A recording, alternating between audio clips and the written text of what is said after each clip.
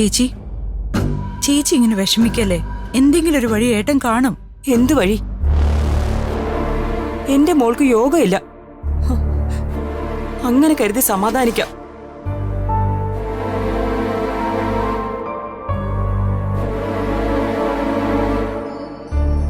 അവളവിടെ സാനിയ? അവളകത്തുണ്ട്. അവളോട് പറഞ്ഞേക്ക് കല്യാണമൊന്നും മുടങ്ങാൻ പോകുന്നില്ലെന്ന്. ഒരു തരത്തിൽ പറഞ്ഞ ഈ വിവാഹം എന്ന് പറയുന്നത് ഒരുതരം കച്ചവടം തന്നെയാണ്. അതിന്റെ രൂപവും ഭാവവും ഒക്കെ മാറിയിട്ടുണ്ടെങ്കിലും അന്നും ഇന്നും എന്നും മാറാതെ നിൽക്കുന്ന ഒന്നുണ്ട്: പണം. മൂന്നാറിലെ നമ്മുടെ എസ്റ്റേറ്റില്ലേ, അത് എഴുതി കൊടുക്കാന്ന് പറഞ്ഞപ്പോ അവർ സമ്മതിച്ചു.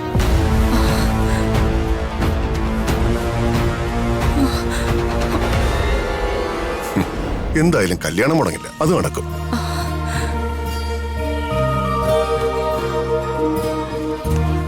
അവരുടെ ഉറപ്പിന് വേണ്ടി മുദ്രപത്രത്തിൽ എഴുതി ഒപ്പിട്ട് കൊടുത്തിട്ടാ ഞാൻ വന്നിരിക്കുന്നത്. ഞാൻ സാനിയെ വിളിക്കാം. അവൾക്കിത് കേൾക്കുമ്പോ ഒരുപാട് സന്തോഷാവും. സാനി, മോളെ സാനി.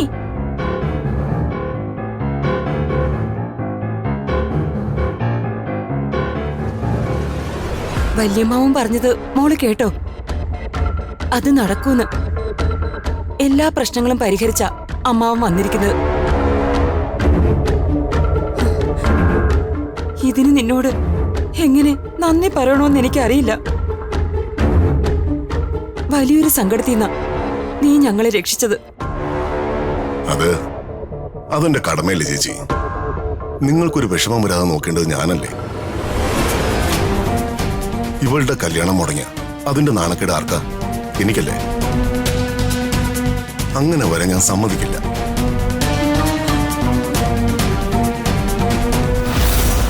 ഇങ്ങനെ സ്നേഹിക്കാൻ മാത്രം അറിയാവുന്ന ഒരു സഹോദരനുള്ളതാ എന്റെ ബലം. സന്തോഷായിട്ടിരിക്കും. എല്ലാം മംഗളമായിട്ട് തന്നെ നടക്കും.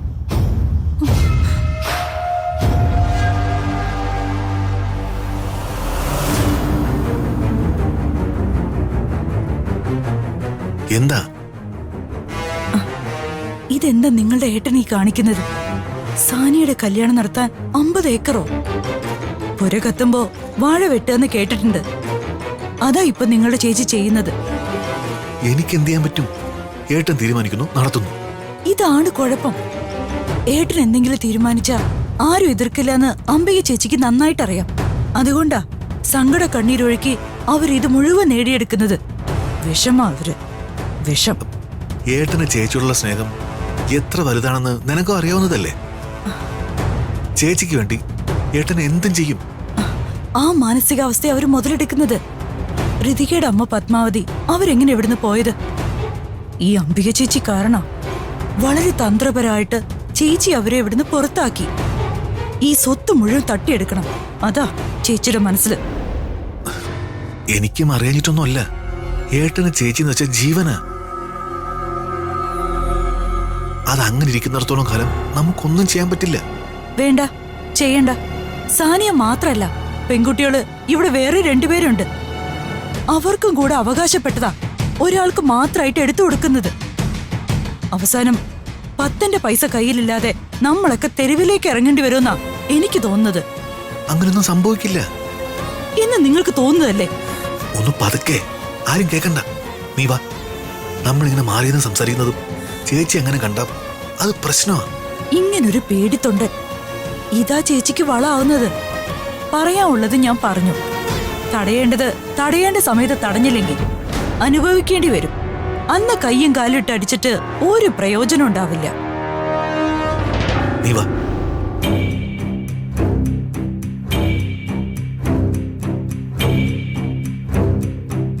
ഇതിനിടയ്ക്ക് നിങ്ങൾ എങ്ങോട്ടാ മാറിയത്?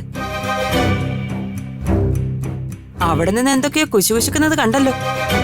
എന്തായിരുന്നു അത്? അത് കല്യാണം അടുത്ത് വരെയല്ലേ. കോൺട്രാക്ട് പണിയെന്നും പറഞ്ഞ് നടക്കാതെ വീട്ടിലെ കാര്യങ്ങളും കൂടെ ശ്രദ്ധിക്കണമെന്ന് ഞാൻ ഉപദേശിക്കുകയായിരുന്നു. അല്ലേ ശേഖരേട്ടാ? അതേതായാലും നന്നായി. അങ്ങനെ തന്നെയാ വേണ്ടത്. നല്ല ഗംഭീരമായിട്ടാ ഈ കല്യാണം നടത്താൻ പോകുന്നത്. ആളുണ്ടാവണം എല്ലാത്തിനും ഓടി നടക്കാൻ. അതിന് ശേഖരൻ ബെസ്റ്റാ. എന്തായാലും അതങ്ങനെ സോൾവ് ആയി. ഞാൻ അപ്പോഴും പറഞ്ഞതല്ലേ, കൂടുതലൊന്നും സംഭവിച്ചില്ലല്ലോ. ഹോ, അങ്ങനെ പരീക്ഷ കഴിഞ്ഞു. എന്തൊരു ചൂടല്ലേ. പരീക്ഷ ഹാളിൽ നിന്ന് തുടങ്ങിയതാ. ആ, നിങ്ങൾക്കാർക്കും ചൂടെടുക്കുന്നില്ലേ?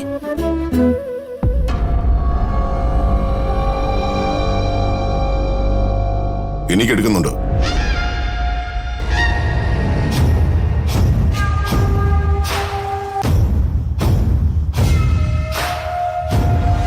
എന്റെ മരുമകളുടെ കല്യാണം മുടക്കാൻ ചിലർ ശ്രമിച്ചു. അതിന് ശ്രമിച്ചവരാരായാലും അവർ ഈ പ്രതാപവർമ്മ ആരാണെന്ന് മനസ്സിലാക്കുന്നത് നന്നായിരിക്കും. സിംഹാസനത്തിൽ ഇരിക്കാനും എനിക്ക് പറ്റും, മുണ്ട് മടക്കി കുത്തി കവലയിൽ നിന്ന് തല്ലുണ്ടാക്കാനും എനിക്ക് പറ്റും. അതുകൊണ്ട് ഇനി ഈ കല്യാണം മുടക്കാൻ ആരെങ്കിലും ശ്രമിച്ചാൽ പ്രതാപവർമ്മയുടെ മറ്റൊരു മുഖം കൂടി അവര് കാണേണ്ടതായി വരും.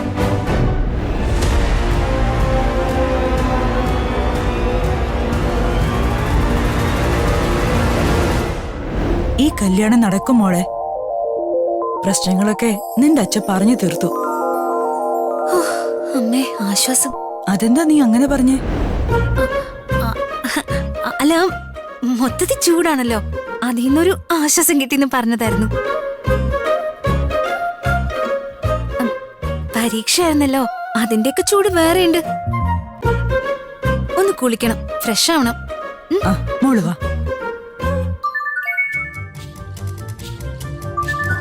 ഹലോ, ആ അതെ രാജുവാണ്. ആ ഓക്കെ ഞാൻ എത്തി.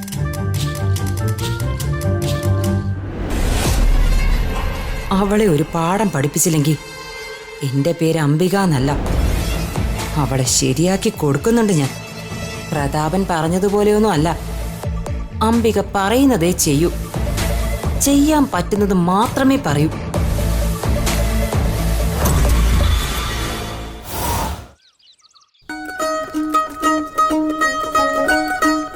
അതെ, പറയുന്നുണ്ട് വിരോധം തോന്നരുത്.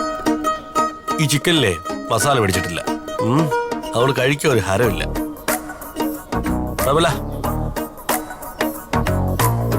അതെ, ഇവിടെ കല്യാണത്തിന് എന്തെങ്കിലും കരുതി വെച്ചിട്ടുണ്ടാവുമല്ലോ അല്ലേ? അതെടുത്തൊന്നുകൂടെ ഇരിക്കും.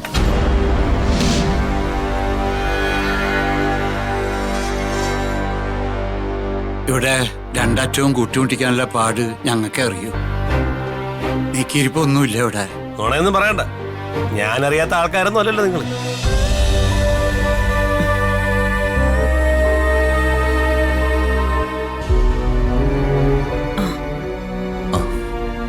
അളിയ, ആ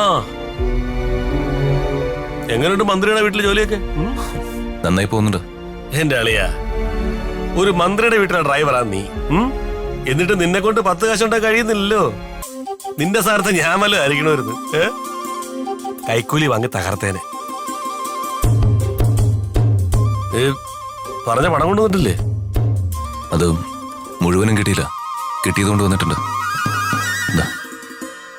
എത്രയുണ്ട്?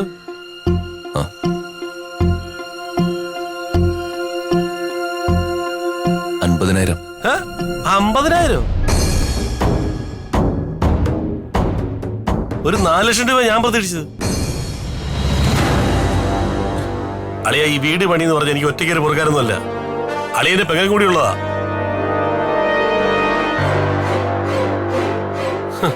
ഇന്നാള് എന്റെ ഒരു കൂട്ടുകാരന്റെ അമ്മായിച്ച വീട് പണി എന്ന് പറഞ്ഞതേ ഉള്ളൂ, അപ്പൊ തന്നെ കൊടുത്തു 10 ലക്ഷം രൂപ. എനിക്ക് കൊണ്ടൊരു അമ്മായിച്ച എപ്പോഴെങ്കിലും ഇവിടെ വന്നാ മൂത്ത് കരച്ച കോഴിയെ വാങ്ങിച്ച് മസാല പുരട്ടത് കറി ഉണ്ടാക്കി തരും.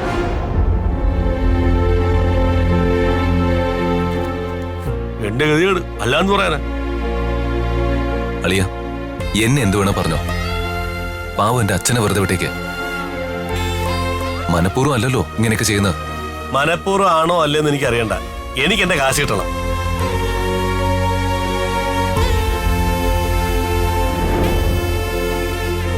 കിട്ടാനുള്ളതാ ചോദിക്കുന്നത്, അല്ലാതെ ആരുടെ മോശകരമൊന്നും അല്ല. തരും തരില്ല എന്നൊന്നും പറഞ്ഞില്ലല്ലോ. മാസം ഒരു തുക വെച്ചങ്ങ് തരാം. അതുകൊണ്ട് എന്താവാനാ? 4 ലക്ഷം രൂപ ഉണ്ടായിരുന്നെങ്കിൽ എനിക്ക് ഈ വീടിന്റെ ടൈൽ എടുക്കായിരുന്നു. ഇതോട്ടോ ഞാനിങ്ങോട്ട് വരാത്തത്. വന്നാ പിന്നെ മനസ്സ് വിഷമിക്കാതെ പോകാനും പറ്റില്ല. അളിയ, ഞാൻ വേണമെങ്കിൽ കാല് പിടിക്കാം. കാല് ദയവ് ചെയ്ത് ഇനി ഈ വീട്ടിലെ കാശിന്റെ കണക്ക് പറയരുത്. തരാം, തന്നിരിക്കും. അതിനുവേണ്ടി അവന്റെ അച്ഛനെയും അമ്മയും കുറ്റപ്പെടുത്തരുത്. വേണ്ട, ഞാൻ ആരെ കുറ്റപ്പെടുത്തുന്നു? ഓവാ, ചേട്ടാ. ഒരു ദിവസം നിൽക്കണമെന്ന് പറഞ്ഞ് വന്നതാ ഞാൻ. ഇനി വേറെ ആവശ്യമില്ലല്ലോ. കിട്ടാനുള്ളതെല്ലാം വേറെ കിട്ടി, തൃപ്തിയായി. മാറി.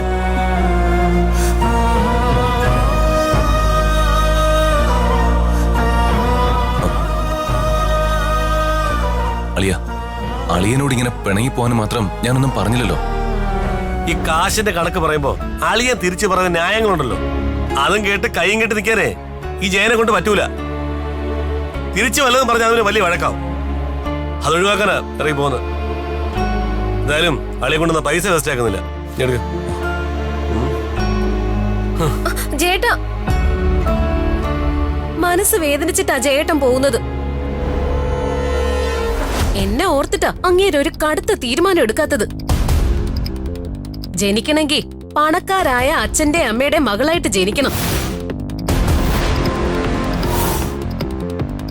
ഇതൊരുമാതിരി കഞ്ഞിക്ക് വകയില്ലാത്ത ആളുകളായിപ്പോയി എന്റെ തന്തേൻ തള്ളൻ.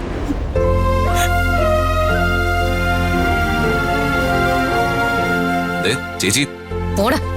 അമ്മേ, അമ്മേ.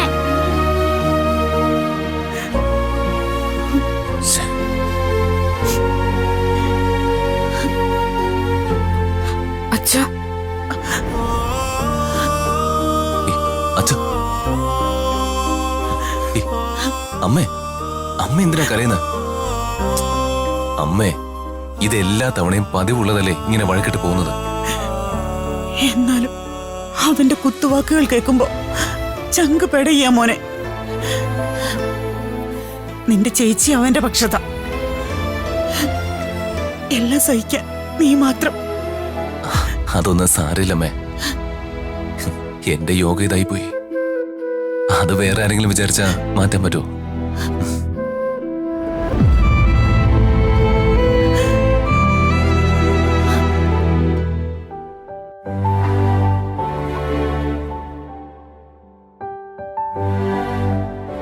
മോനെ, ആ അമ്മേ, വലിയ കാര്യത്തില് എന്നെ സമാധാനിപ്പിച്ച ആളാ. ഇപ്പൊ നീ ഒറ്റയ്ക്ക് വന്നിരുന്ന് സങ്കടപ്പെടുക. ഹേ, ഞാനൊരു കാര്യം പറഞ്ഞാ നീ സമ്മതിക്കോ? എന്താ അമ്മേ? അമ്മ പറഞ്ഞ എന്തെങ്കിലും കാര്യം ഞാൻ സമ്മതിക്കാതിരുന്നിട്ടുണ്ടോ? അത് നീ വിചാരിച്ചാ നടക്കുന്ന കാര്യാ. എന്തിനാ അമ്മ ഇത്രയൊക്കെ ഫോർമാലിറ്റി? എന്താണെങ്കിലും അമ്മ പറ. നീ ഉടനെ ഒരു കല്യാണം കഴിക്കണം. കല്യാണോ? ഈ അവസ്ഥയിലോ? ചേച്ചി, ശ്രീയുടെ പഠിപ്പ്, ഇതിന്റെ ഇടയില് ഞാൻ എങ്ങനെയാ അമ്മേ? നമ്മുടെ എല്ലാ പ്രശ്നങ്ങളും തീരാനാ ഞാൻ ഈ പറയുന്നത്. പുറത്തൊന്നും പോയി പെണ്ണന്വേഷിക്കേണ്ട. നമ്മുടെ എല്ലാ പ്രശ്നങ്ങളും അറിയാവുന്ന ഒരു കുട്ടിയാ. നമ്മുടെ എല്ലാ കാര്യങ്ങളും അറിയാവുന്ന കുട്ടിയോ? ആള് നമ്മുടെ തൊട്ടടുത്ത് തന്നെ ഉണ്ട്. രമ്യ. അവൾക്ക് ഇതിനെ വലിയ ഇഷ്ടാടാ. മോനൊന്ന് ആലോചിക്ക്. ഇതല്ലാതെ വേറൊരു മാർഗവും അമ്മയുടെ മനസ്സ് തെളിയുന്നില്ല.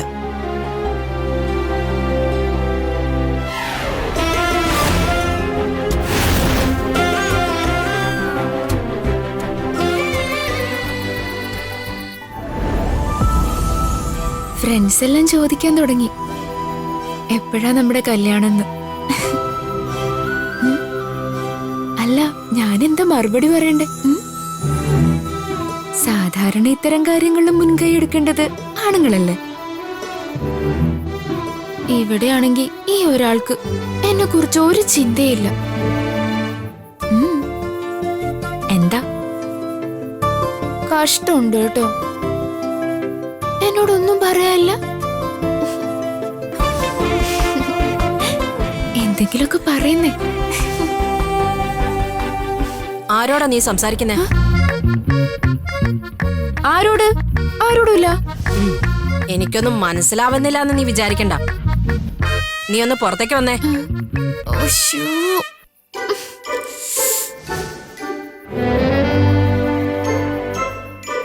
ദാ, ഇത് നിനക്ക് വേണ്ടി വാങ്ങിയതാ. ഇഷ്ടായെന്ന് നോക്ക്.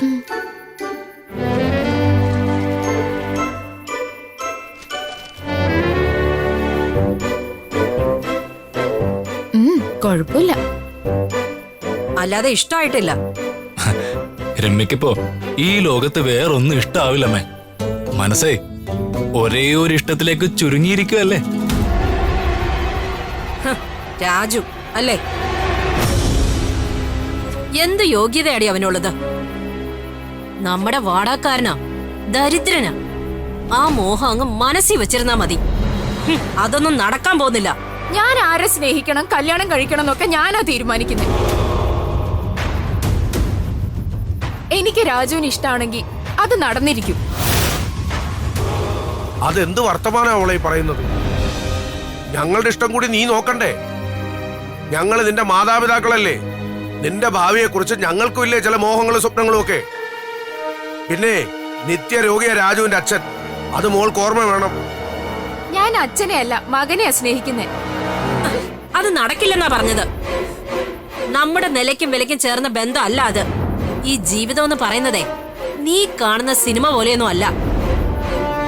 സ്വന്തം മക്കളുടെ നന്മ അത് നോക്കി ഏതൊരു അച്ഛനും അമ്മയും പ്രവർത്തിക്കൂ. വിവരമുള്ള മക്കള് അതനുസരിക്കും. നീയും അത് ചെയ്യണം. ഈ പറഞ്ഞതിനോട് എനിക്ക് യോജിപ്പില്ല കേട്ടോ. പെട്ടെന്നൊരു ദിവസം ജീവിതത്തിലേക്ക് ഒരാള് കയറി വരുന്നതിനേക്കാളും എന്തുകൊണ്ട് നല്ലത് മുമ്പേ അറിഞ്ഞു കെട്ടുന്നതല്ലേ. ഓ അല്ല, അതൊന്നും പറഞ്ഞ ഇവിടെയുള്ളവർക്ക് മനസ്സിലാവില്ല. പക്ഷെ എനിക്കറിയാം എന്തു വേണമെന്ന്. ഞാനത് ചെയ്യും.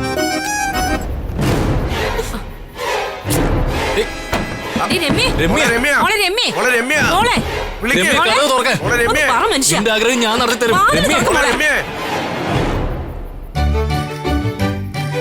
പേടിക്കണ്ട, ഞാൻ ആത്മഹത്യ ചെയ്യാനൊന്നും പോകുന്നില്ല. എന്റെ പേരിൽ 10 വീടും 3 ഏക്കർ സ്ഥലവും നിങ്ങൾ ഉണ്ടാക്കി തന്നിട്ടുണ്ട്.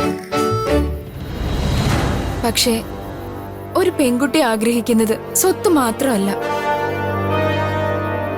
അവളെ അറിയുന്ന, അവൾ അറിയുന്ന ഒരു പുരുഷനോടൊപ്പമുള്ള ജീവിതം.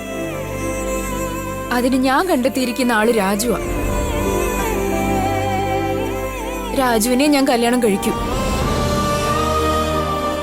ആര് വിചാരിച്ചാലും അത് തടയാൻ പറ്റില്ല. നീ അവനെ സ്നേഹിക്കുന്നത് അവനറിയോ? അവന്റെ ജീവിതത്തിൽ വേറെ പെൺകുട്ടി ഉണ്ടെങ്കിലോ? എങ്കിൽ ഞാൻ രാജുവിനെയും കൊല്ലും, ആ പെൺകുട്ടിയെയും കൊല്ലും. എന്നിട്ട് അന്തസ്സായിട്ട് പോയി ജയിലിൽ കിടക്കും.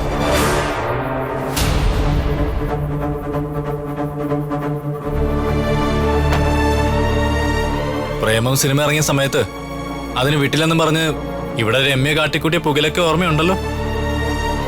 എതിർക്കാതിരിക്കുന്നതാ ബുദ്ധി.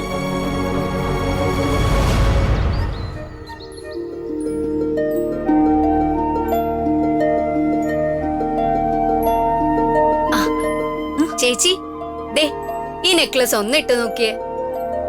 ചേച്ചിക്ക് ഇത് നല്ല ചേർച്ചയായിരിക്കും. സൂപ്പർ. അതെ, കല്യാണം എന്റെ മോള് സാനിയയ്ക്ക, അല്ലാതെ ഇവൾക്കല്ല.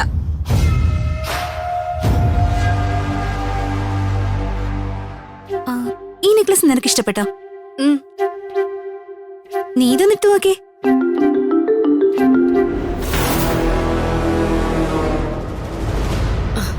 വേണ്ട ചേച്ചി, ഞാനല്ലേ പറയുന്നേ, ഇട്ട് നോക്ക്.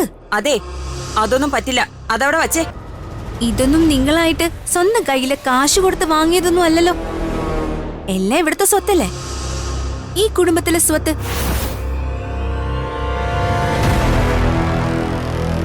അതുകൊണ്ട് തന്നെ ഇതിലൊക്കെ സാനിക്ക് അവകാശം ഉള്ളത് പോലെ തന്നെ ഇവൾക്കും ഉണ്ട്. നീ എടുത്തോ മോളെ. എന്നാ പിന്നെ കുറച്ചുകൂടി സിമ്പിളായത് എടുത്തോട്ടെ. ഇത് തന്നെ വേണോന്ന് എന്താ ഇത്ര നിർബന്ധം? ഇത് എനിക്കിഷ്ടമായത്. കേട്ടല്ലോ, ഇഷ്ടം അതാണ് പ്രധാനം. നീ എടുത്തോ അപ്പു. ആരും നിന്നോട് ഒന്നും ചോദിക്കില്ല. താങ്ക് യു ചേച്ചി. ആ എന്നാ പിന്നെ റിഹേഴ്സൽ നടക്കട്ടെ. ഞാനായിട്ട് ശല്യം ചെയ്യുന്നില്ല.